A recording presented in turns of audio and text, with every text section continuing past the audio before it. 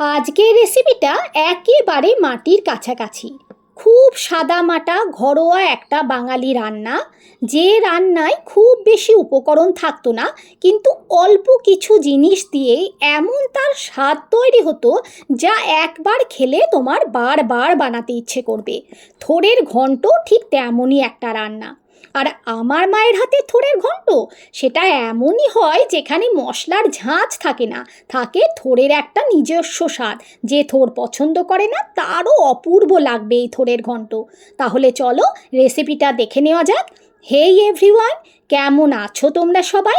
পিয়ালি রন্ধনশালায় তোমাদের সকলকে স্বাগত জানাই। থোড়ের ঘন্ট বানানোর প্রথম স্টেপই হচ্ছে থোড় কাটা। থোড় রান্না করার আগে ভালোভাবে পরিষ্কার করাটা খুব ইম্পর্ট্যান্ট।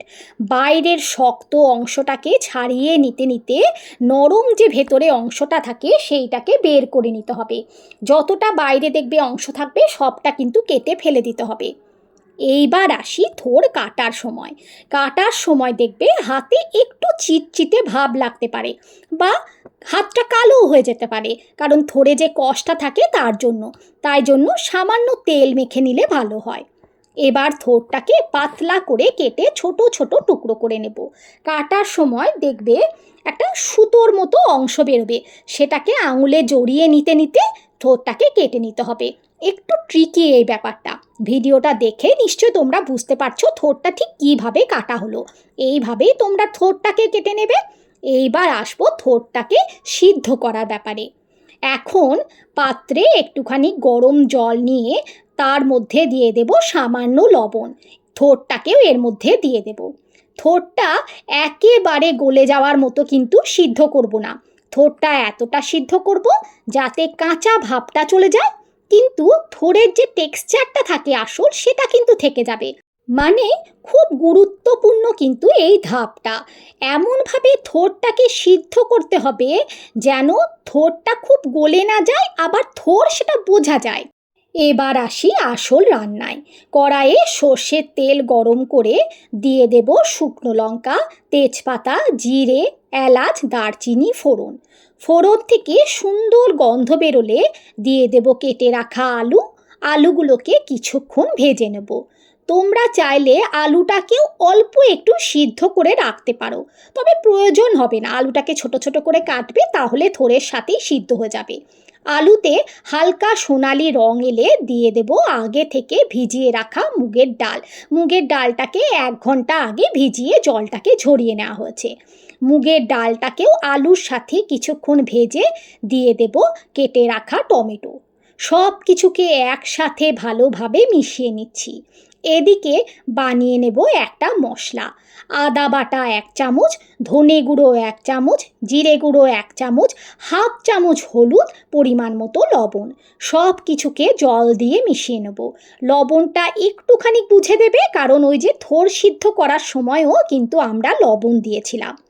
এখন মশলাটা দিয়ে ভালোভাবে কষাতে হবে। কষানো হয়ে গেলে দেখবে মশলা থেকে সুন্দর একটা গন্ধ বেরোবে। থোড়টাকেও এর মধ্যে হাত দিয়ে একটুখানি চটকে নেব। এতে সব কিছুর সাথে থোড়টা খুব সুন্দরভাবে মিশবে, আবার ছিবড়ে ছিবড়েও লাগবে না খুব একটা। তোমরা চাইলে এই পার্টটা স্কিপও করতে পারো, তবে এভাবে করে নিলে স্বাদটা খুব সুন্দর হবে। এবার দিয়ে দেব থোড়টা মশলার মধ্যে। ভালোভাবে মিশিয়ে নেব। থোড়, আলু, ডাল যত সুন্দরভাবে মিশবে রান্নার স্বাদ তত বেশি হবে। তাই তাড়াহুড়ো না করে ঢাকা দিয়ে দিয়ে রান্নাটা করে নিতে হবে। মাঝারি আঁচে রান্নাটা হতে দেব, যাতে আলু ডাল খুব ভালোভাবে সিদ্ধ হয়ে যায়। কোনো রকম জলের ব্যবহার কিন্তু তোমরা দেখলে এখানে করা হয়নি, তাও খুব সুন্দরভাবে সব কিছু সিদ্ধ হয়ে যাবে। এইভাবে একবার করে দেখো, তাহলেই বুঝতে পারবে কতটা আলাদা হয় এই থোড়ের ঘন্টটা খেতে। জল একদমই লাগবে না, থোড়ের জলেই সব কিছু সিদ্ধ হয়ে যাবে। মাঝে শুধু একবার ঢাকনা খুলে দেখে নেবে আর আলতো করে নেড়ে নেবে। এখন দিয়ে দেব 1 চামচ চিনি। এই চিনিটা দিলে নিরামিষ রান্নার স্বাদটা খুব সুন্দরভাবে ব্যালেন্স হয়। তোমরা চাইলে চিনিটাকে স্কিপও করতে পারো, তবে আমি বলবো অল্প একটু চিনি দিও, তাতে স্বাদটা অনেকাংশে বেড়ে যাবে। এখন দেখতেই পাচ্ছ থোড় আলু ডাল কি সুন্দরভাবে মিশে গেছে। ঘন্টটাও কিন্তু বেশ মাখা মাখা হচ্ছে, কিন্তু কোনো কিছু গলে যায়নি। এটাই এই রান্নাটার আসল বৈচিত্র্য। থোড়ের ঘন্ট এরকম মাখা মাখা শুকনো শুকনো হলেই ভালো লাগে। একবার বানিয়ে এইভাবে অবশ্যই বাড়িতে দেখো।